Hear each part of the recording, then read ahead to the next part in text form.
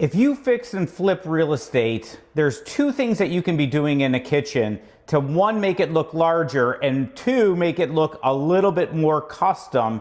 And one of the key things here is doing one of these counter depth refrigerators. This is something that we're using in our properties, and the reason why is so many times when we're fixing and flipping real estate, we're dealing with a smaller kitchen, and to add a little extra space, throwing in counter depth refrigerators are key to adding more space. And two, why I love counter depth refrigerators is what we do is we end up boxing these in, and when you recess this into the kitchen cabinets, it really makes it look built in, like the refrigerator's built into the kitchen cabinets.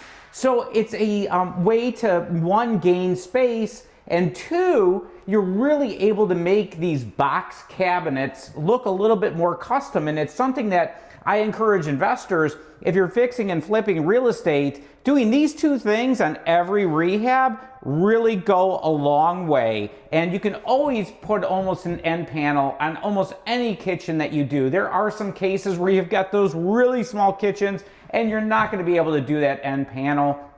But in many cases you are, and if you have that opportunity, I would do it. Measure out the refrigerator, or have the rehab teams measure out the refrigerator, build your cabinets around that, and it's going to look very, very custom.